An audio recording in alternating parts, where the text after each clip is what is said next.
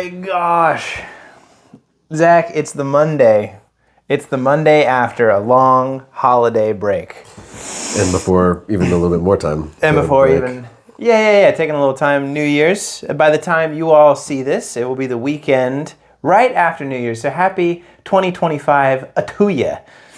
I don't know what that means for you. I don't know if you're a big New Year's resolutions person, but we're going to be talking about it today. And some of the behind the curtains, right? Like a little bit of the therapist smirk as people come in with their New Year's resolutions. And let me clarify, not a smirk because we enjoy other people's discomfort and failures. Certainly not. But because there's a lot of social pressure to like make New Year's resolutions and do those things and, you know, change your life and get things together in 2025. But you can start to see as those social pressures taper off in really mid to late January, and definitely by February. And so it's like then everything kind of goes back to normal. And so, you know, I just see so many people go through this cycle of all this pressure, feeling like I got to do something new, got to start things, got to get things right for 2025 because of the social pressure, not taking actionable steps, and then feeling discouraged and disheartened in February, setting up the rest of the year for a miserable time. Yeah, so up for failure. Yeah, the smirk and the chagrin is, just like, yeah, I've seen this before. It's more like it's not like laughing at, but like, we're doing this. This is what we're doing. This is what we're doing. And maybe a little bit of, yeah, I've done that too. Yeah.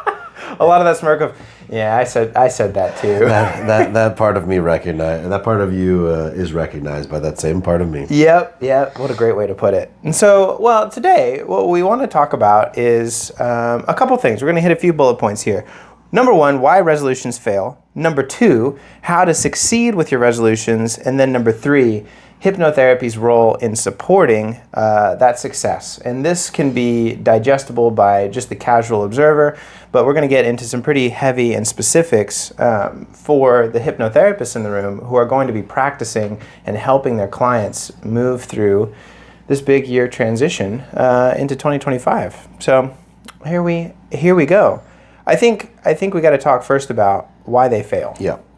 Why they fail. What do you see? Like when clients kind of come in, and what are some of the things you're noticing? Like, yeah, I hear that great resolution that you've set for yourself, but here are the 5 reasons why it's not going to pan out for you. We got to address this first. I mean, really when it boils down to it, when you say it like that, and I've never said it this way, but authenticity.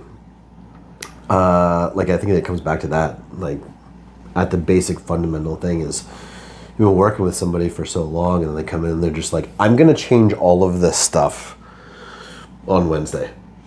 And I'm like, I can recognize that there are parts of you that want to change that stuff. Mm-hmm. But oftentimes there's way more parts that don't want to change. Yeah, way more parts. And so to say like, my authentic self is this few rather than this grand amount is just not authentic. And I feel that too. It's like, absolutely. I talk to my clients, and I like this phrase. A lot of times I say that I want something, but I don't actually want that thing. What I want to want that thing. I don't want that thing. You sound like my couples clients. Yeah, like I want him to want to buy me flowers. Right. That might not be authentically him. He might not care about flowers. Yeah, and that's okay. He still should buy you flowers. Yeah, and that needs to be communicated, and couples therapy is a perfect example of this. Like for our internal struggle? Yeah, that's not usually communicated, but we also don't communicate with the different parts of ourselves either. Ooh, baby. Right? Like, and so when they're not communicating, well, it's just not gonna happen. No, it's not gonna happen. And when I say authenticity, you might be thinking like, well, I authentically want to change. And I agree with you. What I mean by authenticity, when I say it, and let me know if this resonates with you, is authenticity has to have an understanding of where the person is at that moment. Yes. And so maybe you want to get to bed earlier, maybe you want to drink less, maybe you want to start working out, some of the pretty typical things that we do for New Year's resolutions. But there has to be an awareness of the current place, of the present tense. And I do this all the time with my clients who like vape or smoke all the time. And I tell them they often want to quit cold turkey. They're like, all right, New Year's Day. This is it. That's it. I'm throwing away all the vapes. I'm not doing it again. And then they have a miserable month. Yeah. And I'm like, I tell them all the time, I'm like, listen, there's a couple things you need to know is like, one, when you try and do something cold turkey like that, you rob yourself of the growth that happens in the process, right? That's number one. And then number two, it's like by learning to create those steps, those actionable items that resonate with and appreciate where you are presently, you start to build some self-confidence. You start to build some appreciation and some power inside of yourself of like saying no, right? I want to sit on the couch and eat potato chips. No, I'm going to go to the gym, right? I'm going to vape again. No, I'm going to wait another hour before I go smoke or vape, right? And so you start to push those things, and it's those little wins that start to build a new narrative inside of your head of, oh, I have power. I have autonomy. I have individuality. I can make my own choices. When you quit cold turkey, you rob yourself of all those little wins that build to the big systemic personal change that comes later. And so I think, So I think one of those things is you got to recognize. And then what those little wins do is they actually show the other parts of you that are not convinced yet that you can do it. Yes. And so it's all the parts that are just like, no, I want to vape. Okay, but we're going to wait a little bit longer. No, I want to sit on the couch. Okay, well, we're going to go work out. And then the other parts are like, actually, like, we feel better having worked out. Yeah. And then it becomes easier to do it the next time. Or I'll even double down. I'll be like, I feel miserable. It's like, wow, sure. I am strong enough to push myself through this 30 minutes of misery to wait to go smoke, this hour of misery, this 2 hours of misery, whatever you've set that small goal, right? I'm going to go stand on the treadmill while I watch TikTok videos so I can create a positive pattern and association with my brain. Like we're not doing an hour and a half in the gym come January 1st. It's not going to happen. But I can be like, hey, I'm going to stand and watch my TV show this afternoon rather than sit and watch my TV show. Right. You can do that, and it's going to hurt. But it's like you start to build that belief in yourself of like, wow, I can tolerate discomfort in my life. I'm a resilient person. And so that's where a lot of the sabotage comes in. And I think with that too, the last point I think really needs to be said is like it also shows nuance to the situation. Yeah. And so anytime that we're like very, very concrete, it's a setup for self-sabotage. Like it has to be this way. It's like on January 1st, this is what I'm going to do. Our unconscious minds are oftentimes just like, Yeah. You sure about that? You're going to forget about all of this other stuff? Yeah. And so it sets us up for wanting to prove that rigidity is wrong. So if we are more honest with ourselves, if we are communicating with ourselves more, then it says like, yes, there is nuance to this, and I'm still going to do the thing that I have intended to do. Yeah. Well, building off of our last podcast about Christmas, like you can just see how the New Year's resolution is a continuation of the Christmas perfectionism. Absolutely. Christmas has to be perfect. Well, now New Year's has to be perfect. Well, goddamn, no wonder we're so exhausted in January. And that's why we have a huge influx of clients coming in between January 1st and January 15th. And then we have a huge slowdown between February and early March. Yep. Because everybody's like, I'm going to do the thing, and then I don't want to have to look at the fact that I failed, or I don't really want to do this, or my goals need to be readjusted. They don't want to look at it. They avoid their therapist. Yeah. Because then I have to tell my therapist, it's not working out. We need to pivot. But that's the thing. Is like if you can embrace the pivot, if you can embrace the fails, and we're going to get to that here in a minute, of like creating patterns for success.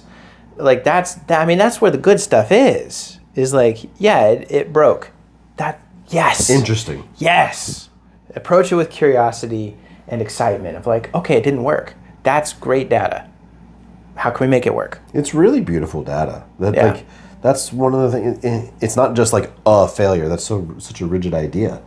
It's like, okay, there's something else here that I didn't see. Yeah. And if our goal is to explore that, we need to explore it. Yep. You ever seen that one where they get like water to solve mazes? Oh, that's So interesting. they pour water into one side of a maze, and they just let it keep filling. And the only way that the water can get out is if it completes the maze. But it ends up filling all of the dead ends too. And so you can see all that water stagnates in those dead ends, and it makes it through the end. That's you. That's your emotional stamina. You've got to flood this thing with your emotional energy and burn out all the dead ends so you can find the path to success. And so I think a lot of people come in saying, I'm going to find the path to success. You have to be willing and understanding that you're going to have to burn out all the dead ends along the way to get there. And that's not an indication of failure on your part. That's just how the process works. Yeah. So People are like, "Oh, I'm here again, and I can't believe I'm frustrated by this thing again. It's happening again. It's a failure again." And it's like, we don't have that same mindset with a lot of other things. No. Like, somebody that really enjoys the gym, they don't go, "Oh my gosh, I have to do another push-up. I thought I did the push-ups." No, it's because the mindset is about getting stronger, not the fact that I did that one thing. It's supposed to be successful. And our brain is a muscle, just like our bodies. It's like, we gotta work it out. yeah. And a lot of times that's worked out by failure. The goal in the gym is to work out until failure. I mean, yeah, that's a great literal parallel. Yeah. Absolutely. Well, and so there's a lot of unconscious trances that come into this and cause these resolutions to fail and to cause the self-sabotage. And I think what I mean by saying that is the unconscious trances. We build bad habits as a way to cope with something. And so if you're not aware of what that something is and replacing it with something else, well, you can't just have a vacuum inside of your life. If you're drinking because you're stressed at work, in order to quit the drinking and not pick up a new bad habit, you're going to have to deal with the stress at work in some other way. Maybe that's doing some yoga in the morning. Maybe that's doing some meditation in the evening. Maybe that's cutting back. Maybe that's finding a new position. I don't know how drastic it needs to be, but the unconscious patterns of how we fit things together in order to make the vehicle of our life move, you're going to have to replace the parts. You can't just remove parts. Mm-hmm. And that's what I mean by the unconscious trances. And then just saw a thing on a reel. It was of all the people it was that were doing this, and some of the younger people may not get this about how funny this is, but Steve-O was on of all a people. podcast. He was talking about addiction, and one of the things that he was expressing is, I'm paraphrasing because I don't remember what it was, but he's like, I'm so tired of people talking about the cure and the thing that addicts need to do. He labels himself an addict. Yeah. And in recovery. Big history. And he talks about how tired he is of people focusing so much on the alcohol or the drugs and what you need to do to put habits in your life to make it so that you don't do that. And he's just like, the alcohol and the drugs is just the outcome, the symptom. And he was just like, I'm lonely. And I was like, oh man, that's so powerful. That hits. Like, I got even emotional, like, watching it, because he was just like, everybody looks at me as this addict, and I am, but I'm lonely. Yeah. And I was like, man. And so I think that's a great metaphor for this idea of when we start focusing in on those symptoms instead of focusing in on like what the core issue is. Going back to authenticity. That's why these are always going to fail. Well, and I think it's a huge seat of the self-sabotage, which is if you have that narrative inside of your head of, I 100%. Am lonely, I am alone, right? That starts to become not just an experience, but an identity of, I am alone.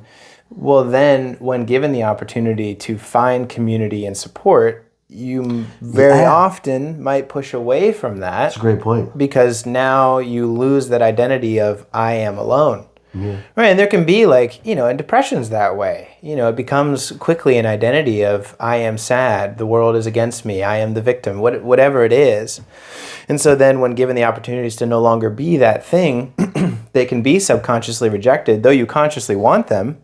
You'll find reasons to self-sabotage and to hide from those things because, well, then you lose a part of your identity, which, going back to other previous episodes of this podcast, we define trauma as a non-consensual loss of identity. Yeah.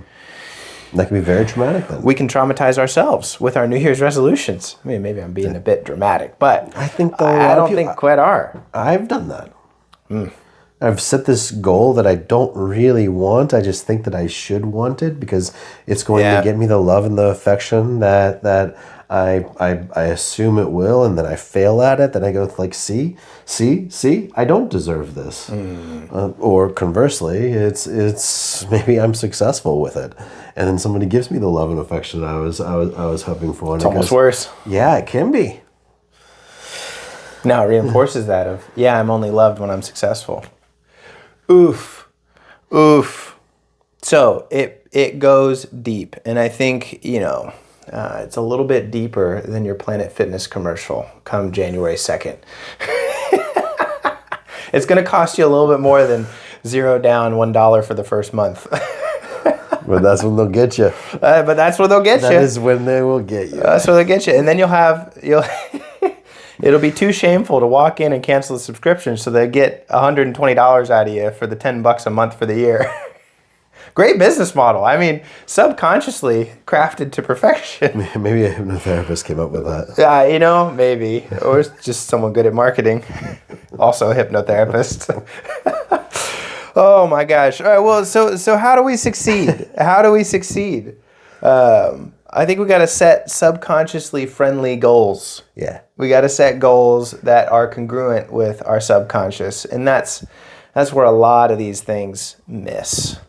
I did see a good post by someone. He's one of these rah, be a go-getter. It's like hustle culture kind of post. But it had some good subconscious stuff in it because it said, write down a list of 10 things you want to see by the end of the year, right? I want to be driving this car. I want to be making this much money by December 2025, right?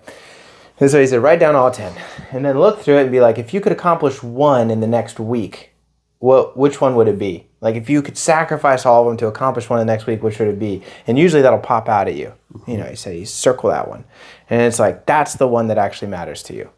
And I was like, oh, that's pretty good. Yeah. And so if you can kind of trick your gut into making choices for you, that usually will show you where your subconscious actually is and the one that matters. Because it is hard, like when you're surrounded by family members and friends who have grown accustomed to you being a certain way, and then you want to change that, or you're around people who are also doing New Year's resolutions, and so you feel pressure to also do them, right? Sometimes even places of employment do that, like write down your goals for 2025. I mean, I like the sentiment, but sometimes it can just lead to more feelings of failure. Yep. That can help. See where your gut is. So one of the things that I do is I have this really cool sheet that on one page I can see very concisely what my year goals are, and then my quarterly goals. And there's just 3 year goals that I can have, and then there's quarterly goals that have to work up to those yearly goals, and then there's monthly goals that work up to the quarterly goals. And then there's a weekly goals that work up to the monthly goals. And then one of the things that I do is every quarter I am assessing those yearly goals with somebody else that can give me feedback on whether or not it seems them that I really want that yearly goal. That's good. And so we can change the yearly goals every quarter.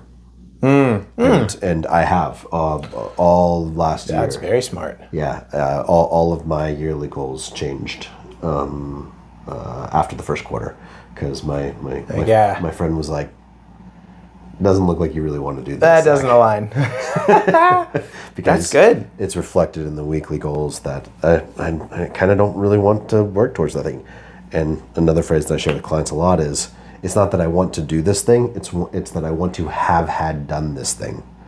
And there are a lot making goals out of regret, kind of? Yeah. Yikes. Okay, big shoulds. And so when we're coming to why that helps me is because instead of saying like, I want to do more of this thing, no, I want to have done this thing. Like, I want to have gotten in shape.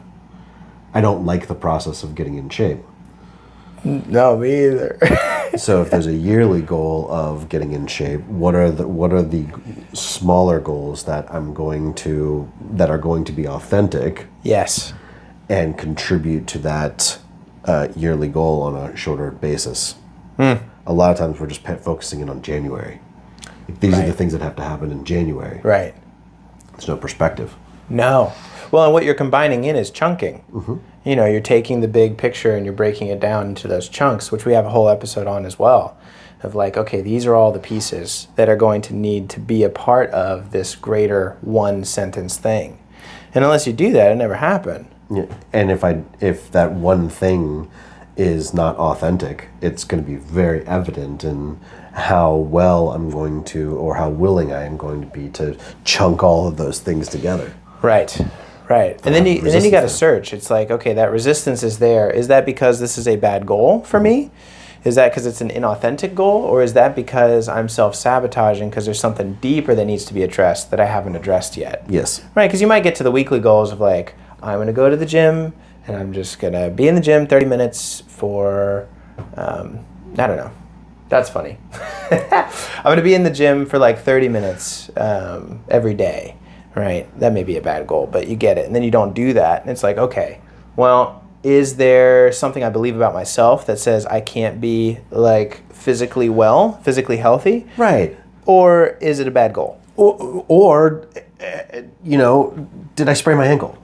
That's all, yeah. You know, like, and so looking at all of those things from the same amount of judgmentalism, which should be very low. Right. Looking at all of them from the perspective of you know, this might need to change, and I'm not bad for this needing to change. No, not at all. Well, and that goes to, well, the next point, which is reframing failure. I think I talk to people a lot about that. Of emotions are very, very accurate. They're very, very accurate. You can always trust them, but you have to understand what they're saying. Right, so I go into the situation, I feel afraid. You know, I'm with this person and I feel sad. I'm, you know, in this environment and I feel really, really bad about myself. I feel really ashamed. It's like, okay, you can trust those things, but what are they actually saying? Because if you take them at face value of, you know, I am shameful, well, that's probably not what it's saying. No. But if it's like, okay, when I'm in this situation with these other people, I can see that they're all motivated by guilt, right? And they're all trying to outperform each other. So when I'm with them, I feel really small. Well, that's more indicative of your environment, not who you are. Yeah. But you can trust the emotions to share with you the truth of the situation. And so, anyways, reframing failure. So I didn't go to the gym yesterday. Okay, interesting, right? Instead of shame. I'll give a great one. So I've got a trainer who helps me create a little spreadsheet to like do each week. And on my spreadsheet are pull-ups. I used to be great at pull-ups. I could bang out 15 pull-ups, no problem. But then I started really focusing on lifting, right? And I put on weight, right? As one should. I can do one pull-up, Zach. Oh, yeah? Yeah, like one. So I'm like telling my trainer, I'm like, man, this stinks. Like, this is so embarrassing. I'm just sitting in the gym like, right. You know, I'm like thinking about other people looking at me. It's like, okay, wait. Right. Let me reframe that. I'm feeling something. What is this feeling telling me? For me, it's telling me that my body has changed. I have put on weight. My arms, which used to be able to lift this much weight, now can't lift that much weight because my legs got bigger. My arms got bigger, right? My back, which pulls me up, hasn't gotten bigger yet. We're working on that one. Well, that's such a great metaphor. A year ago, or over a year ago, when I started really powerlifting, I put on a bunch of weight. Yeah. And my goal for this past year, some things got in the way and I needed to readjust that. But I was like, I want to put on 20 pounds. Nice. And it was so fascinating. So talking about the environment side of things. Yeah. It's not just like my perception of the environment. I remember telling so many people, what's your goal? I want to put on 20 pounds this year. Mm-hmm. And people would be like, oh, why? Oh. Don't people normally want to lose weight? No, I want to gain some weight. Yeah. But why? And it's like every time I told somebody what my goal was, I had to defend it like I was in court or something like that. They wouldn't hear you out. Give me the reasons why anybody would want to put on weight. Well, I want it to be muscle. It's like, yeah, but then you're going to look bulky. Oh, Lord. And it's like so many times I was getting this suggestion that even though I did have a good goal and I had a plan and I had all the stuff that we're talking about today, I still got this suggestion from so many social pressures about how that was a bad goal. And I started thinking maybe this is a bad goal. Oof, poison. Starts to poison it. That brought up so much in me when you were just like... Well, I'm glad. Yeah, I'm glad you could... Like what an accomplishment that you can only do one pull-up now. That's exactly my point. So I could either sit there in the gym ashamed that I'm like struggling to do one pull-up and thinking about everyone who's looking at me, or I can be like, man, I crushed it last year. Yeah, you did. I can't even lift myself up.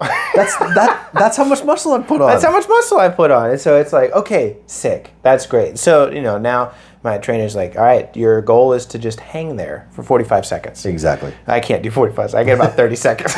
Then I fall. What a great example. That's the reframe. That's the emotional reframe. My emotions are telling me something is different. It's up to me, right, to decide what I want that story to be or how I want that information incorporated into my story, right? So it's like, okay, well, I missed going to the gym yesterday. Okay, interesting. What does that mean? I found another reason or another way in which I self-sabotage that I never would have found out if I hadn't have set that reasonable, measurable weekly goal. That's fantastic. Congratulations. And so if you can reframe that, man, you're gonna be in a good spot. You're gonna be in a good spot.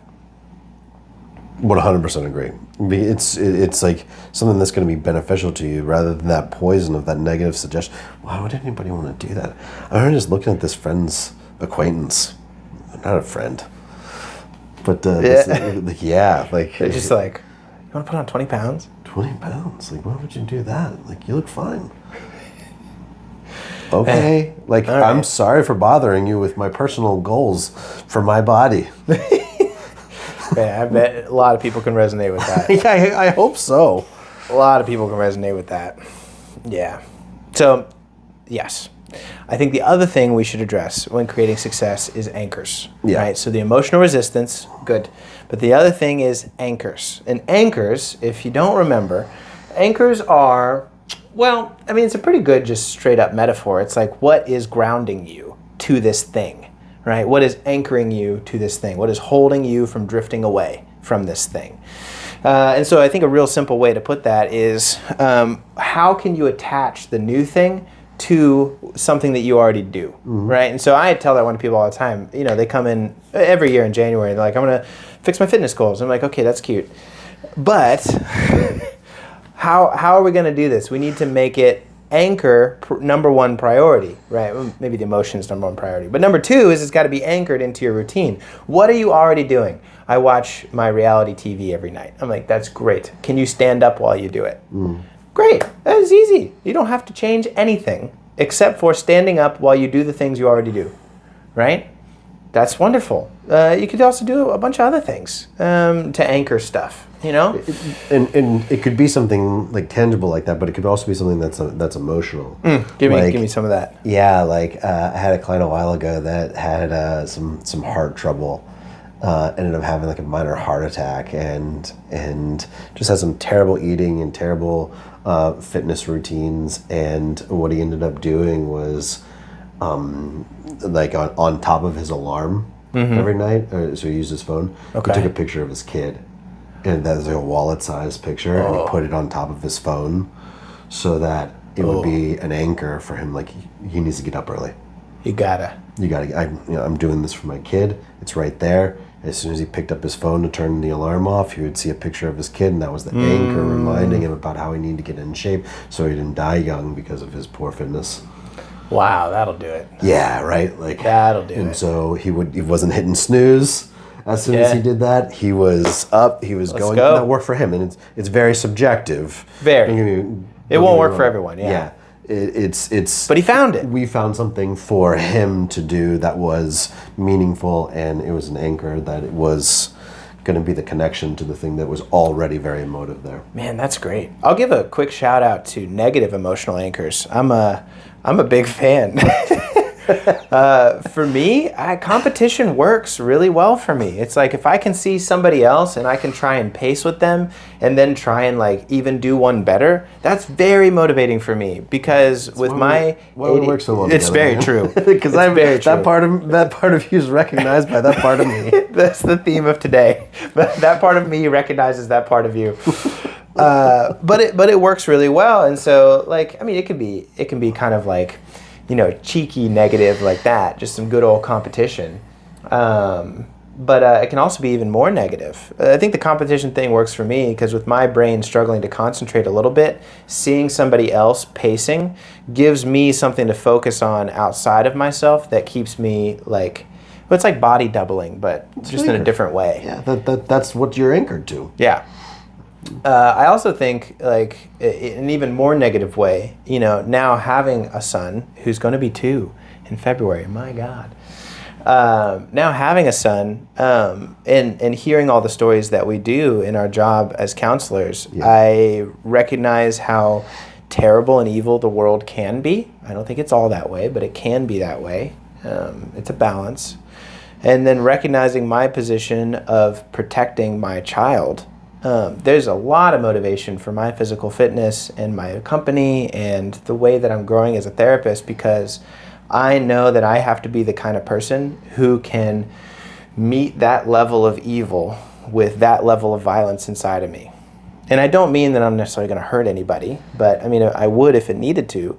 But what I mean is like, there has to be a recognition of that like animalistic violent part of me because it's that part of me that can drive me to do things that nobody else can do in order to protect the person that I care about the most. Sure. Right? Which is my kid. I think we talked about this years ago when my kid was 1. Yeah. There's you have your first kid. You will never be as productive as you are when you have your first kid. Especially for that not just for men, but for that protector masculine inside of us. Oh yeah. Is that we go, okay, like shit just got real. Oh. I need to figure out how to start a college fund. Yeah. They're dependent upon me for everything. Everything. Yeah. I don't know that I would say that is a negative anchor, but it's certainly not it is a easy anchor to run away with and become an identity. Sure.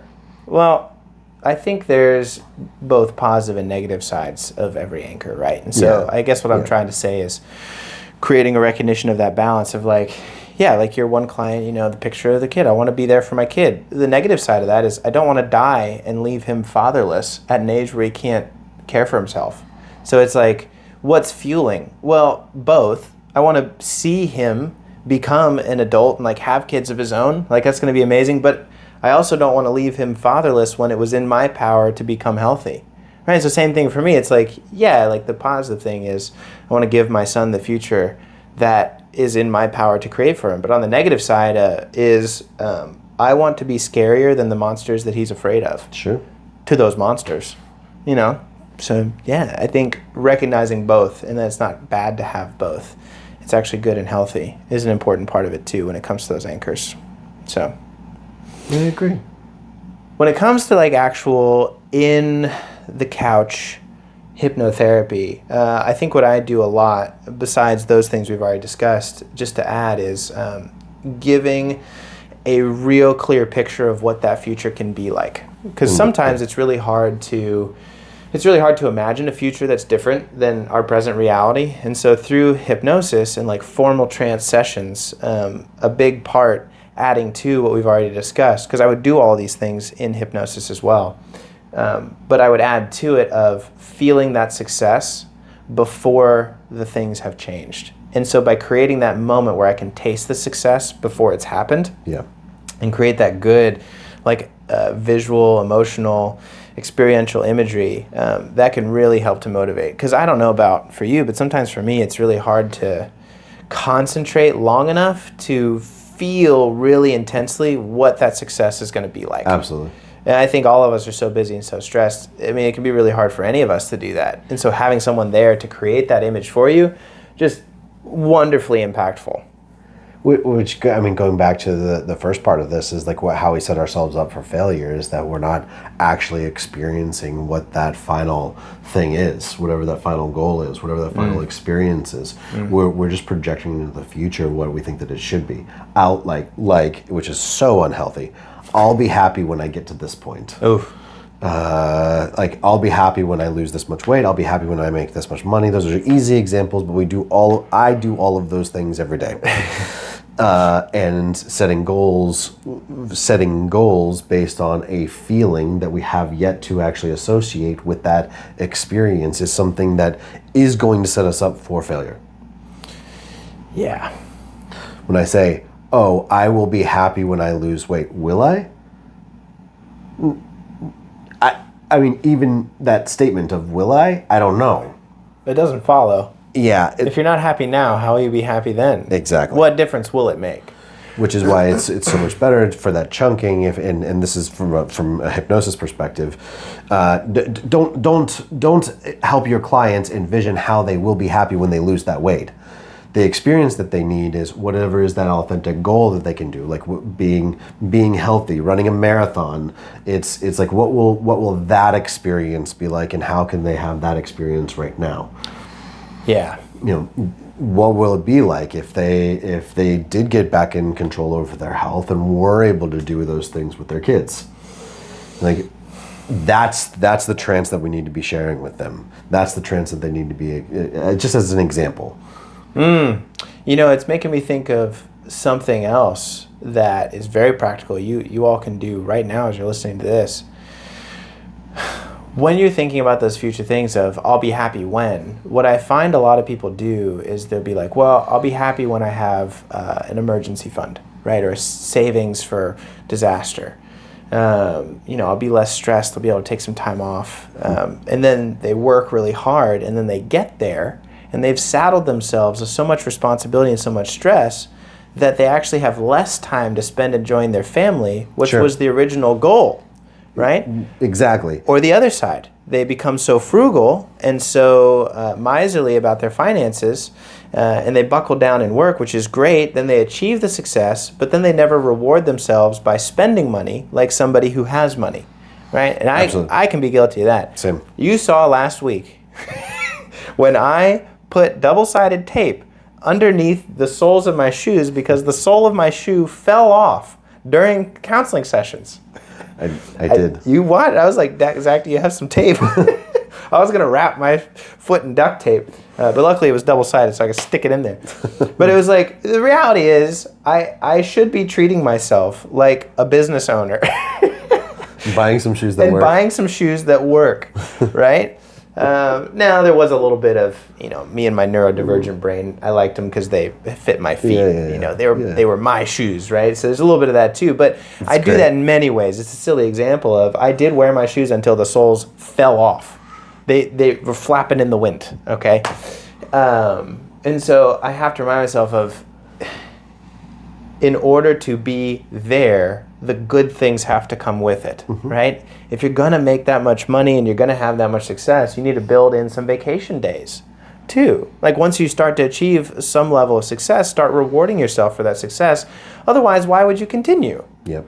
You're not reaping any of the benefits from it. So that's really the point, is that they have to experience the entirety of that nuanced goal. And the nuanced goal is not just having that number in your bank account. It's having that number in your bank account so that you can do this, and so that you can do this, and so that you can do this. Hypnotherapists, you need to make sure that you are giving them the experience of that entirety of the nuanced thing. The success piece too. Exactly. And the little habits along the way. And this is where hypnotherapists have to be really intuitive. Yeah. You really got to think like, okay, Well, how does a millionaire spend their time? You know, how many vacations do they take? How much time they spend with their family, right?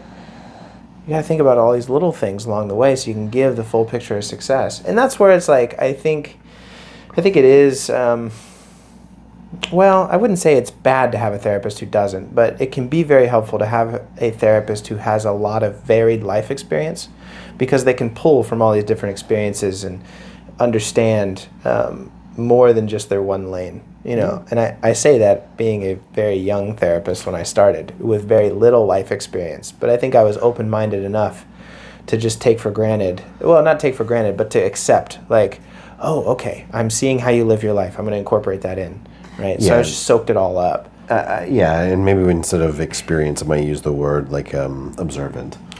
Sure. If you're not experienced, observant can work. Yeah. And I think there's a lot of young therapists that are really great because they are so observant of that. And I think there's a lot of very experienced therapists that don't share that life experience with their clients too. Yeah. Is they don't want to actually observe what it means. They want to keep it very superficial and non-nuanced.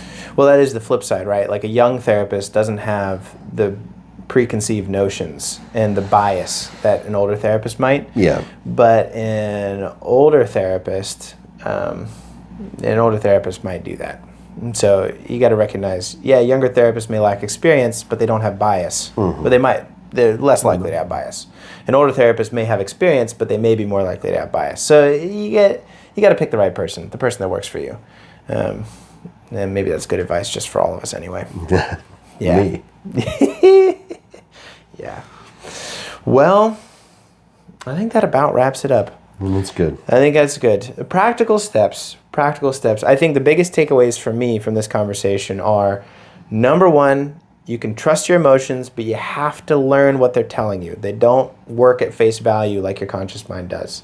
Number two is anchoring, right? Anchor this new thing into your life with really practical steps. And that anchoring can be helpful too. Like, there's this guy I watch all the time. I think I've told you about him on YouTube. His name's Caleb Hammer. He does financial audit. He's like blown up right now over the last year. But I call him like the Jerry Springer, if Jerry Springer was an accountant. And so he sits people down with their bank statements and just like, what the hell are you doing? You know, it's incredible. I recommend watching it. Caleb, if you want to talk about some stuff, I would love that. We could collab. But it's good, and it's good because though he seems like an asshole, he breaks through all the defenses and is like, I'm doing this because I care enough to be like, that's crap, that's garbage, that's a lie. You're not actually doing these goals that you say. No. And he gets through to people, and it's like, I could never do it because he's so aggressive about it, but it does work for some, and some people need that. And even just watching it, you can get some of it. But I say all that to say is, like, when it comes to the anchoring, having somebody on the outside to call out your stuff, and having somebody that you can pace with is indispensable. Yeah. Like, incalculably valuable, if I can say that. That's great. You can't put a price on it. And I don't know about for you, but for me, like, I'll start to get, like, old friends will start to reach out at about this time and, like, want to hang out and stuff. And I mean, I wish them all the best, but my time is very limited. And if somebody's not, like, if somebody's just making lip service to want to be a better person in 2025, but I look at their track record the last 5 years and they only just drag other people down with them, I can't save space in my life for that person. Yeah. And I think that became even more apparent once I became a parent. Yeah. So, emotional congruency, anchoring, and then future pacing. Treat yourself. And, you know, kind of the classic adage of, like, dress for the job you want, not the job you have. That's like a good little example of future pacing, right? Like, start to treat yourself that way. What about for you? What sticks? I mean, the only thing, those definitely. Yeah. The only thing that I'd add to that is just, like, making sure that you're giving your clients the nuanced experience of where they would authentically like to be. Yes. Is like, as a hypnotherapist, your responsibility is to give them a nuanced experience. It can't just be what they're going to look like when they lose 20 pounds. No. Good point. Work. Yeah. I'm glad you brought that up because that one totally went over my head, but it's so true. Yeah. And then they're not going to be happy when they reach a certain amount of money. No. It's got to be the nuance. What are they going to do with that weight loss? What are they going to do with that money? What are they going to do with all of that? And how is that going to impact them in a very nuanced way across the board? Yeah. There's a great financial guy that I saw a post about, and he talked about fuck you money. Mm-hmm. And I was like, man, that's a great nuanced way to think about it. It's like when you have an emergency fund, when you've got like 6 months of savings in the bank, and your boss asks you to do something outrageous, to come in on time off, like to not spend time with your family, to like sacrifice the things that you actually love and care about.